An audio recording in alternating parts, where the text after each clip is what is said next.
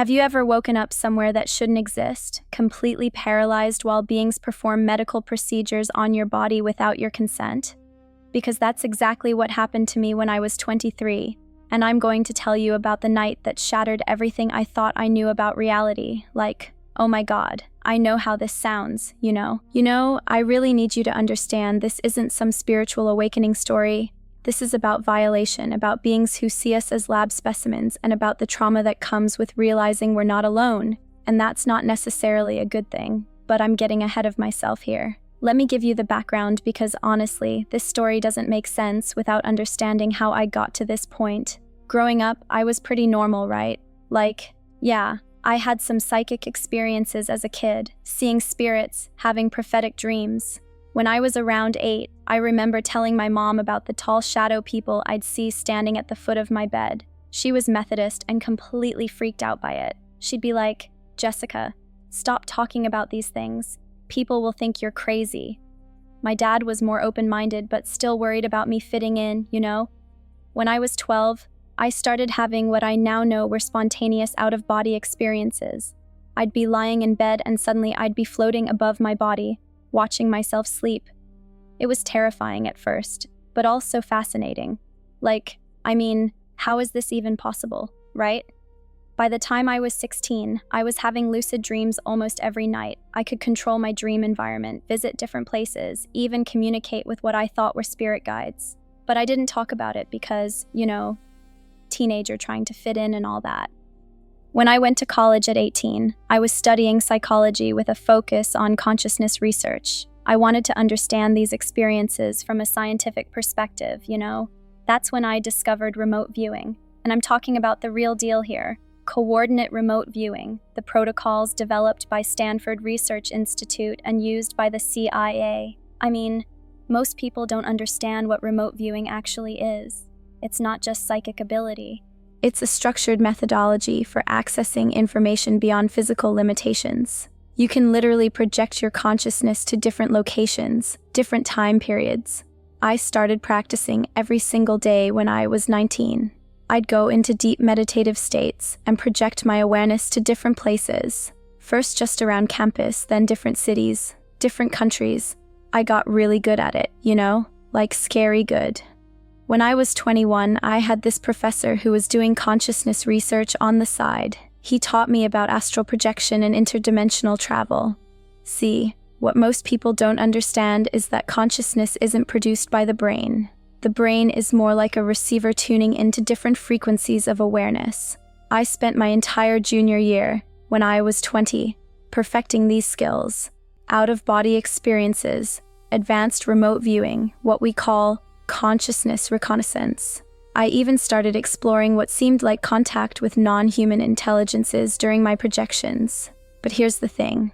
Up until I was 23, all of my experiences had been what we call etheric or astral projections. My physical body was always safely in my apartment, I'd never had physical contact with these beings. I'd read about abduction experiences, and part of me was curious, but another part was like, that's probably just sleep paralysis or psychological phenomena.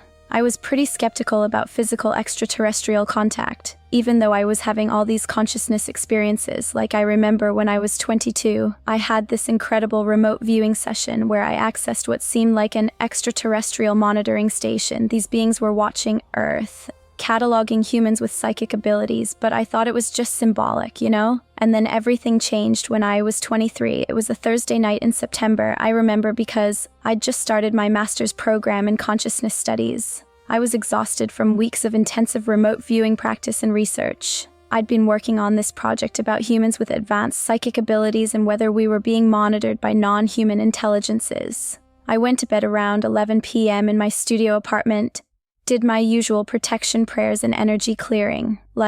This is really important when you're doing advanced consciousness work. You need energetic protection. But apparently, that wasn't enough. I woke up around 2 a.m. and immediately I knew something was wrong. Oh my God, I wasn't in my bedroom. I was lying on this cold, smooth surface that felt metallic. There was this dim blue-white light coming from everywhere, and I could hear this low humming sound. But here's the terrifying part. I couldn't move. I was completely paralyzed. I could think clearly, I could see, I could hear, but I couldn't move a single muscle, not even my fingers. It was like being trapped in my own body, you know? I tried to speak, tried to scream, but nothing came out. My vocal cords were paralyzed too. The panic that hit me was unlike anything I'd ever experienced. Like, imagine being fully conscious but having no control over your body whatsoever. That's when I saw them. 3 beings standing around me, maybe 8 feet away. They were tall, probably 7 feet, really thin with elongated limbs. Their skin was this grayish-white color, almost translucent.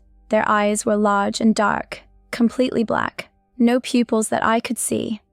And they were just watching me, studying me, like I was some kind of specimen on a lab table. The being on my right stepped closer, and I could see he was holding something that looked like a metallic rod, maybe 6 inches long. It had this blue light at the tip that was pulsing slowly. That's when the real terror hit me. This wasn't a spiritual experience. This wasn't consciousness expansion. This was medical experimentation, and I was completely helpless to stop it. The being moved to my left side, and without any warning, he pressed this device against my left temple. The pain was immediate and excruciating. Like, imagine someone drilling into your skull while you're fully conscious and can't even scream. I could feel this burning sensation spreading through the left side of my head. My vision started flickering, like someone was adjusting the brightness on a TV screen. I wanted to thrash, to fight, to do anything, but I was completely paralyzed. The worst part was the fear. Not just normal fear, you know? This was terror so intense it felt artificial, like it was being chemically induced. My heart was racing so fast I thought it might explode, but I couldn't even hyperventilate because I couldn't control my breathing. The procedure lasted maybe 10 minutes, but it felt like hours. The being kept adjusting something on the device, and each adjustment sent waves of pain through my head. I could taste metal in my mouth, and there was this weird electrical sensation in my teeth. Then, just as suddenly as it started, it stopped. The being stepped back, and I saw him hand the device to one of the others. They were communicating, but not with words. I could sense this low-level telepathic exchange, but I couldn't understand what they were saying. The being who had performed the procedure looked directly at me then. His eyes were completely black, no emotion, no recognition that I was a conscious being experiencing pain and terror. To him, I was just an experiment. Then everything went dark. I woke up in my bed at 5:47 a.m. I know the exact time because I immediately looked at my clock, trying to figure out if it had been a dream. But the left side of my head was throbbing with this dull, aching pain, and there was this metallic taste in my mouth that wouldn't go away. I sat up and immediately felt dizzy. When I touched my left temple, there was this small, circular mark, like a burn. It was tender and slightly raised, about the size of a dime. That's when I knew it wasn't a dream. The next few weeks were hell, you know? The headaches were constant, this pounding pain on the left side of my head. My vision would flicker sometimes, especially when I was tired, and the taste, oh my god, the metallic taste never went away, but the worst part was the feeling of being watched. Not just paranoia, you know. This was different. It felt like they were still monitoring me, like that device they used had created some kind of connection. I couldn't sleep. Every time I closed my eyes, I'd see those black, emotionless eyes staring at me. I'd wake up in a panic, checking my apartment, making sure the doors were locked. I started sleeping with all the lights on. What do you do in that situation? Who do you tell? I tried talking to my roommate Sarah about having weird dreams, but she just looked at me like I was losing my mind. And honestly, I thought, maybe I was. About 2 weeks after the experience, I finally went to see a doctor. I told him I'd been having severe headaches and showed him the mark on my temple. He looked at it and said it looked like a burn, maybe from a curling iron or something. When I insisted I hadn't burned myself, he started asking about stress and whether I'd been having psychological issues. That's when I realized I couldn't tell anyone the truth, not without sounding completely insane. The doctor ordered an MRI to check for brain abnormalities. When the results came back, he said everything looked normal, but there was some unusual activity in my left temporal lobe. He couldn't explain it, said maybe it was just how my brain was wired. But I knew better. That device they used had done something to me. The paranoia got worse over the next month. I couldn't concentrate on my studies. I'd be sitting in class and suddenly feel like someone was watching me, but when I'd look around, there was nothing there. I started skipping classes, avoiding crowds, basically isolating myself. My grades started slipping. My professors were concerned, asking if everything was okay at home. How do you explain that you think you're being monitored by extraterrestrial beings? You don't. You just make excuses and try to hold it together. The worst part was the shame, you know? Like, I'd spent years studying consciousness, thinking I was some kind of expert on non-ordinary reality. But when it happened to me, when I was violated and traumatized by these beings, I felt like a victim, a lab rat. About 6 weeks after the experience, I finally broke down and told my best friend Emma what had happened. We'd known each other since freshman year, and I thought if anyone would believe me, it would be her.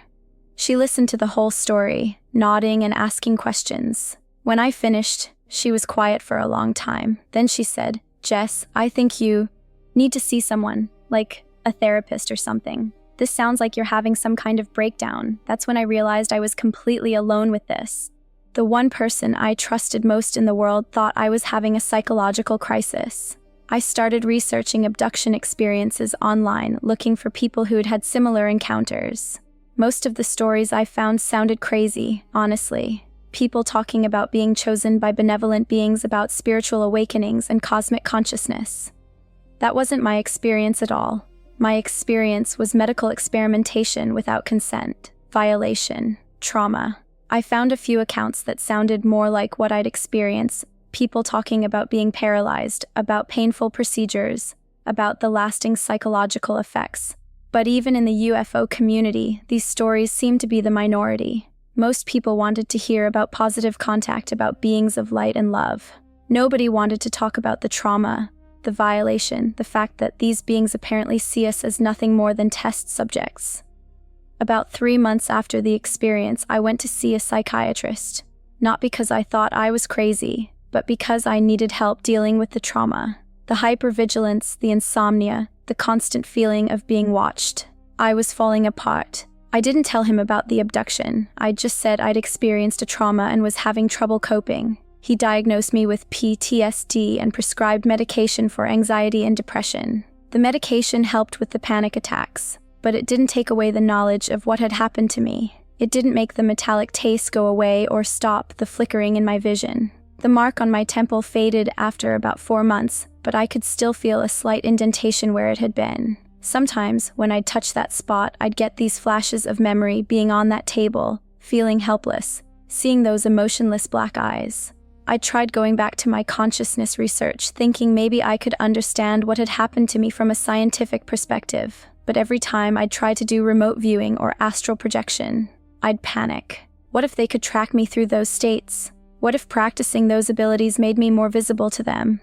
I stopped all my psychic development work. The abilities that had once been central to my identity, that I'd thought made me special, now they felt like a target on my back. My relationship with Sarah deteriorated over the next few months. She tried to get me to go out, to socialize, to act normal, but I couldn't shake the feeling that I was being watched, monitored. I'd scan crowds for anyone who seemed out of place, looking for signs that they might not be entirely human. When Sarah would ask what was wrong with me, I'd make excuses. Work stress, family problems, anything but the truth. Because I'd learned that the truth made people think you were insane. By the time I was 24, I'd essentially become a hermit. I finished my master's degree, but barely. I did the minimum required coursework and wrote a thesis on something safe and conventional. No more consciousness research. No more pushing the boundaries of human potential. The beings had achieved their goal. You know, they'd broken me. It wasn't until I was 26 that I finally started to heal, at least partially. I found a support group for people who'd experienced what they called anomalous trauma. Most of the participants were military veterans or people who'd survived unusual accidents, but there were a few who'd had experiences similar to mine.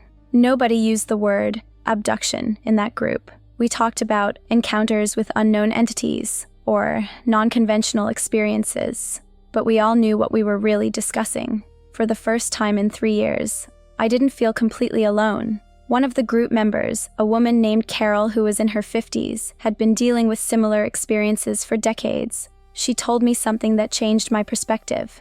They want us to be afraid. They want us to isolate ourselves, to stop developing our abilities.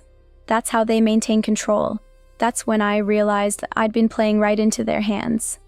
By shutting down my psychic development, by isolating myself, by living in fear, I was doing exactly what they wanted. So, I made a decision. I was going to take my life back. I started slowly. Basic meditation, simple energy work. Nothing that would make me too visible, but enough to start reclaiming my abilities. I also started researching, really researching, what had happened to me. I learned that the device they'd used was probably some kind of neural interface designed to create a connection between their technology and my brain. The burn mark, the vision problems, the metallic taste, all consistent with electromagnetic manipulation of neural tissue. I also learned that people with advanced psychic abilities are targeted more frequently than the general population. We're interesting to them, you know? We represent the next stage of human evolution and they want to study that development. But here's what I want you to understand. This isn't about spiritual awakening or cosmic consciousness. This is about beings who see us as specimens to be studied and modified without our consent. The experience changed me permanently, you know? I'm 29 now, and I still deal with the effects every day. The vision flickering happens when I'm stressed. The metallic taste comes back sometimes, usually when I'm doing deep meditation work, and I still have trouble trusting people completely. But I've also learned something important. They don't want us to talk about this. They don't want us to compare experiences, to figure out their methods, to understand what they're doing to us. That's why I'm telling you this story now. Not because I want sympathy or because I think I'm special, but because silence serves their agenda. I started teaching again when I was 27, but it's different now. I don't just teach consciousness development. I teach protection, discernment, and how to maintain sovereignty over your own awareness. Because if you're going to develop psychic abilities, you need to understand the risks. You need to know that there are beings out there who see us as resources to be harvested. Not all non-human intelligences are benevolent. Some of them are conducting experiments on us without our consent, and they've been doing it for a very long time. I've connected with other experiencers over the past few years. People who've had similar encounters, similar procedures. We share information, we compare notes, and we support each other through the trauma. What I've learned is that these experiences are more common than you'd think. But most people don't talk about them because of the stigma, because of the disbelief, because of the way society treats anyone who claims to have had contact with non-human intelligences. The beings rely on that silence. They rely on our shame, our fear of being judged, our terror of being seen as crazy. But I'm not crazy. What happened to me was real. The mark on my temple was real. The neural interface they installed was real. The monitoring that continues to this day is real. And if you're watching this and you've had a similar experience, I want you to know that you're not alone. You're not crazy. And most importantly, it wasn't your fault. These beings don't ask for consent. They don't care about our psychological well-being. They have an agenda, and we're part of their research program whether we want to be or not. But we don't have to be silent about it anymore. We don't have to carry this trauma alone. We can speak out. We can support each other. And we can refuse to let them break us. That's what I've learned in the 6 years since my experience. The violation, the fear, the isolation. That was part of their program. But so is the recovery, the resistance, the refusal to be silenced. Like, oh my God, I never thought I'd be sharing this publicly, you know, but I realized that my shame and silence were protecting them, not me. So, here I am, Jessica Turner, 29 years old, survivor of non-consensual extraterrestrial contact. And I'm not going to be quiet about it anymore. If you're out there and you've experienced something similar, reach out, find your community, speak your truth, because that's how we take our power back. And if you haven't had this experience but you're developing psychic abilities, be careful, protect yourself, and remember that not all contact is benevolent. We're not alone in the universe. But that's not necessarily the good news people want it to be.